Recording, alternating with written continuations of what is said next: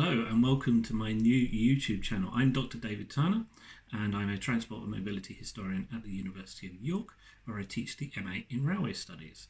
This is hopefully it'll go on for a long time, a series of videos that will be short documentaries, little pieces that I perhaps think about, and hopefully maybe even some interviews with interesting people.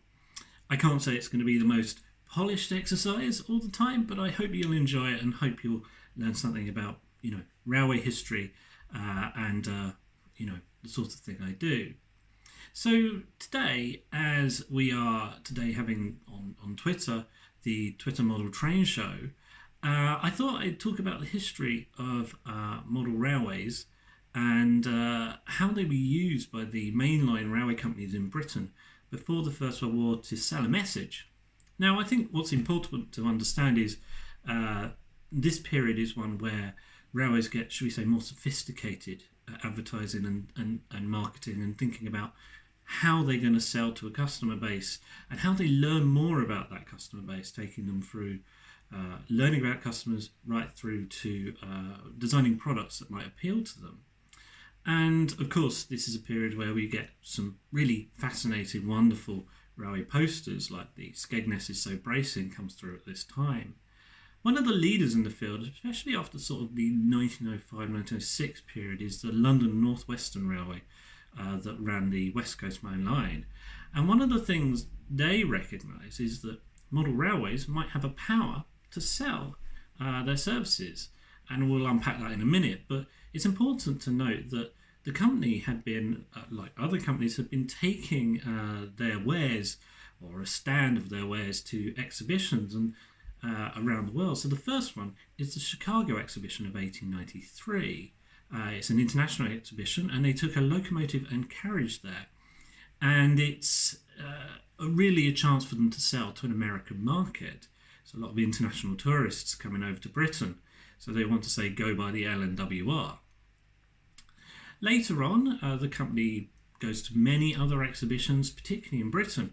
This was a great chance to sell to people, a vast number of people. So, for example, the Scottish National Exhibition in 1911 had 6.6 million people visit it over 106 days. So that's a really large body of people that will be sold a message about, the West Coast Main Line, going from London to Scotland or Scotland to London by the West Coast Main Line, and the resorts that the company had or the resorts it served.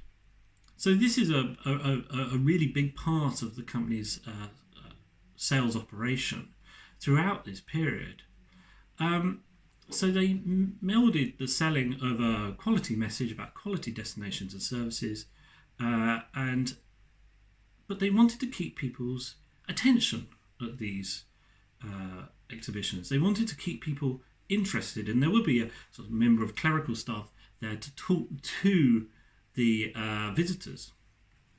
So the exhibition at the 1908 Edinburgh exhibition, the 1908 Edinburgh exhibition was kind of typical.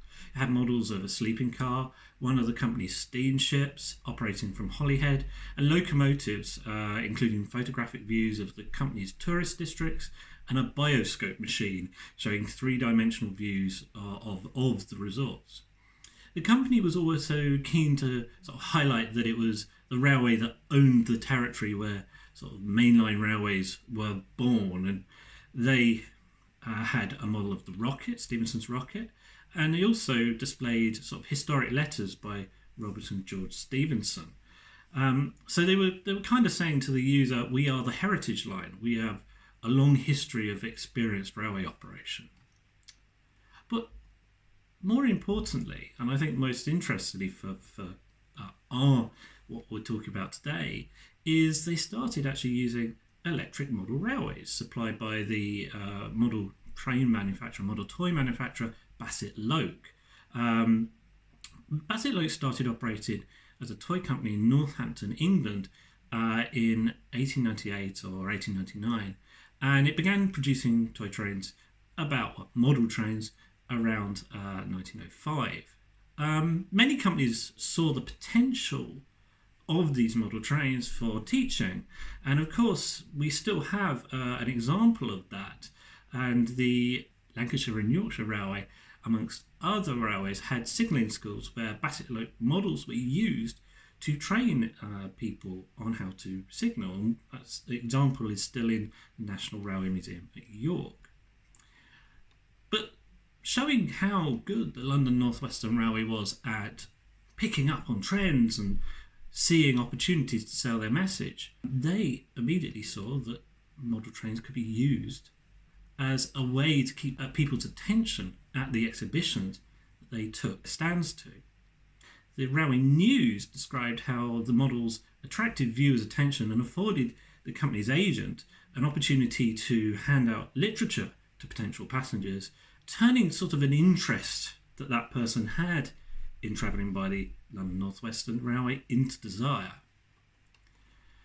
One of the company's models was even placed at Whiteley's department store in Westbourne Grove and was said to, and I'm quoting here, giving pleasure to many hundreds of kiddies and grown-ups.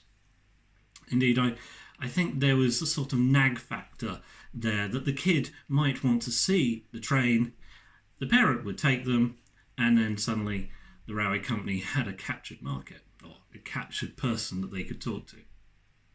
But the London North Western Railway was not alone in this. So the London North Western Railway operated on the West Coast Main Line. The East Coast rivals, the Great Northern, North Eastern and North British Railways, also did the same. And its model was exceedingly large, and it was larger than that of the London North Western Railways. It was in a sort of U-shaped, and it had stations at King's Cross, York, Edinburgh, Waverley. And that was about 1910. Unfortunately, the Great Northern also took a model to the Brussels exhibition of 1910, and that had a model of King's Cross. Unfortunately, the exhibition was destroyed by fire, and nothing actually survived of that model. In fact, someone went looking for it and could only find like scraps. So overall, model railways become a mechanism through which the railways sell their services at major displays. And actually, it becomes a sort of micro competition between the two companies, the East Coast and the West Coast Main Line in the Edwardian period. So models have a great power. Model railways have a great power to entertain and enthuse, but they also can help a railway company sell their services. Okay, well, I hope you've enjoyed that.